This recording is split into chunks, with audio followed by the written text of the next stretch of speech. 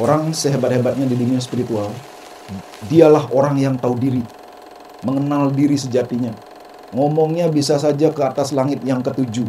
Tapi kalau misalnya dia tidak bisa menggroundingkan itu menjadi kehidupan yang lebih baik di dunia ini, jangan percaya. Dunia spiritual itu tidak selalu indah, tidak selalu keren.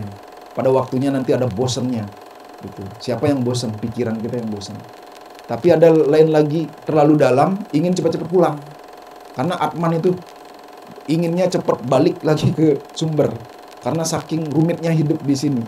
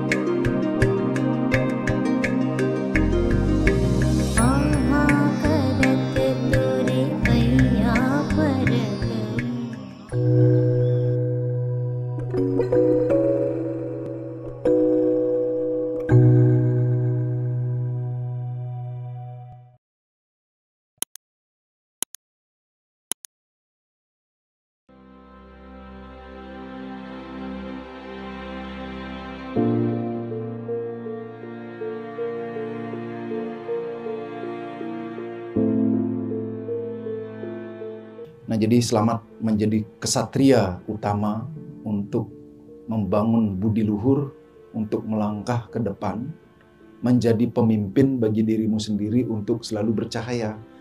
Dan ingat, cahaya itu ada di dalam dirimu. Karena kita berasal dari Tuhan. Itu. Ketika kita bisa melihat warna-warni di luar, itu karena ada cahaya. Kalau cahaya nggak ada, warna itu nggak nampak. Nah, bukti di dalam diri kita ada cahaya. Coba tutup mata kapanpun bermeditasi lebih dalam. Kalau bertemu dengan warna-warni, gambaran-gambaran, itu karena ada cahaya dalam diri kita. Dan termasuk bukti Tuhan itu ada adalah dirimu sendiri. Karena Tuhan itu kan tunggal ya, Esa. Pertama, catat dalam pikiran, dalam alam bawah sadarmu, jangan mudah percaya. Jangan pernah mudah percaya. Siapapun, apapun, bahkan pikiranmu, bahkan emosimu, bahkan panca indramu. Contoh, ada orang, bapak sama anaknya naik bus kota. Kalau bus kota duduknya kan berhadapan-hadapan ya. Si bapaknya begitu naik langsung duduk, langsung menyandarkan kepalanya, tidak mau tahu. Dan anaknya mengganggu banyak penumpang yang lain. Dan kita sebagai penumpangnya di sana, ada bapak, ada ibu sedang main HP, ada baca koran, ada yang sedang mungkin ada yang meditasi. Tapi anak ini lari sana, lari sini, teriak-teriak. Kadang-kadang nggak jelas dan sangat mengganggu. Kalau kita ada di dalam bus itu terganggu nggak? Sangat terganggu. Nah, akhirnya semua pada marah, tapi ada satu orang yang berusaha untuk mengungkapkan, Pak, anakmu itu mengganggu sekali. Ada yang ditampar korannya, ada yang dia ditampar HP-nya, ada yang nginjak kaki dan lain sebagainya. Bapaknya langsung kaget, langsung nyadar bahwa, saya minta maaf. Langsung ditarik anaknya, langsung dipangku. Maafkan anak saya. Mungkin perasaannya sedang kacau, karena ibunya 2 jam lalu baru saja tiada di rumah sakit.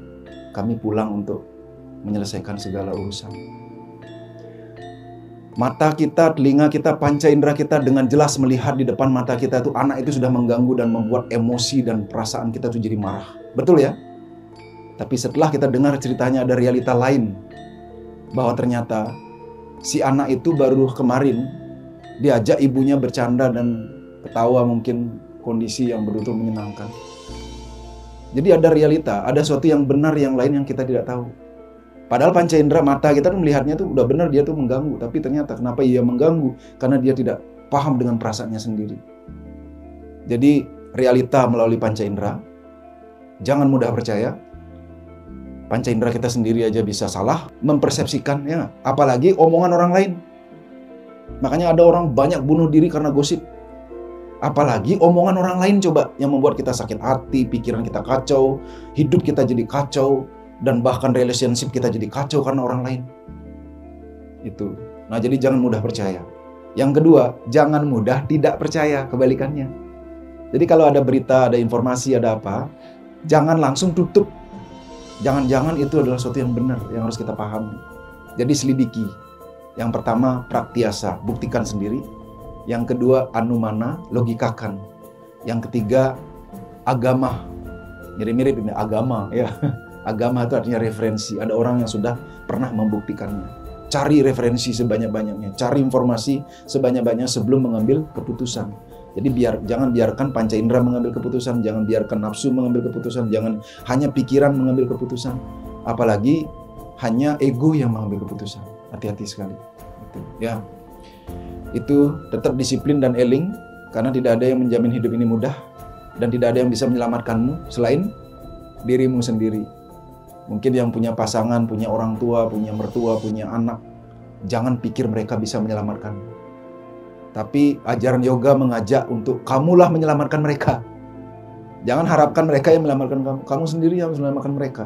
Ketika mereka dalam kegelapan, dalam kebodohannya, dalam ketidaktahuannya, dalam segala kondisi yang mungkin cara memandang uang salah, cara memandang spiritualitas yang salah.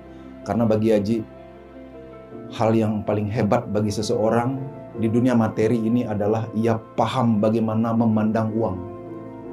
Karena uang itu begitu netral.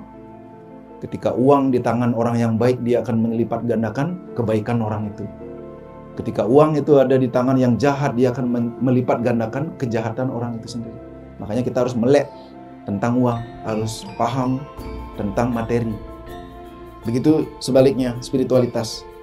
Orang sehebat-hebatnya di dunia spiritual, dialah orang yang tahu diri, mengenal diri sejatinya.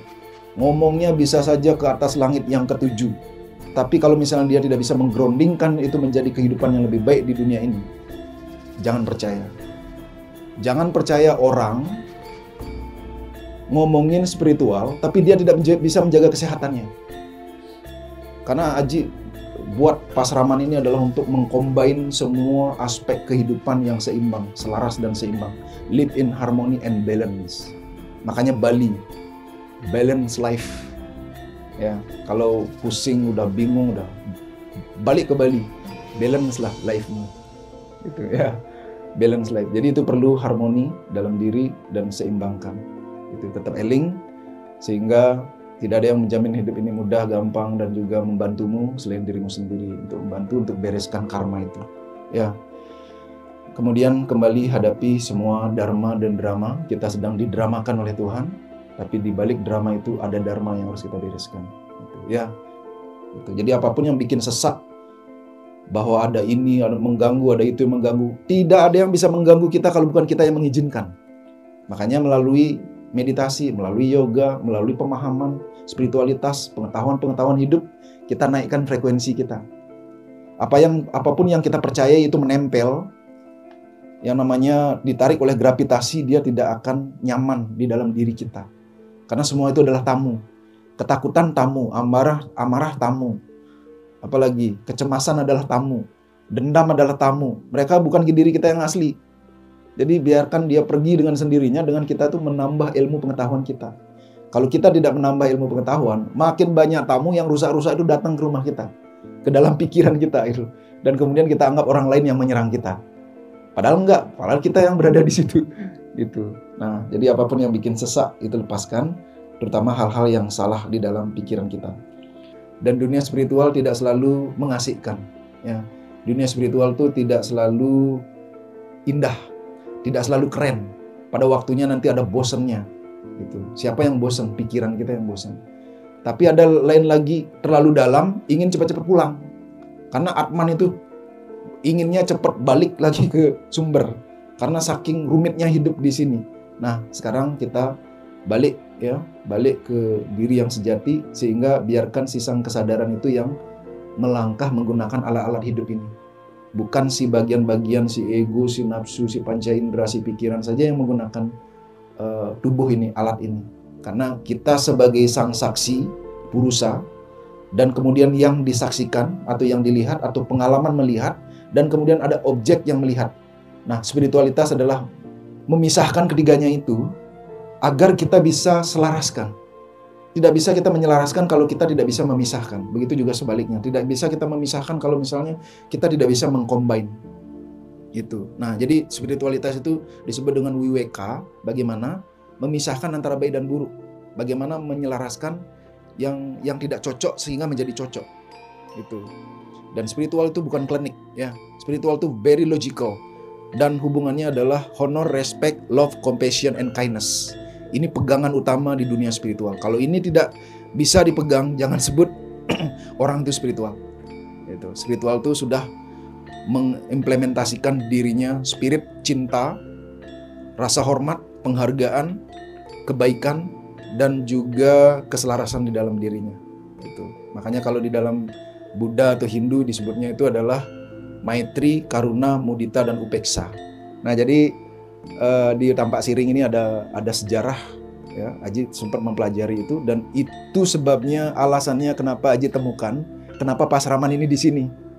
Karena di abad yang ke-11 ini adalah kerajaan dan pasraman di mana dilahirkan jiwa-jiwa yang penuh kesatria dan brahmana di zaman dulu. Makanya Gua Garba itu adalah tempat lahir kembali. Garba itu artinya perut.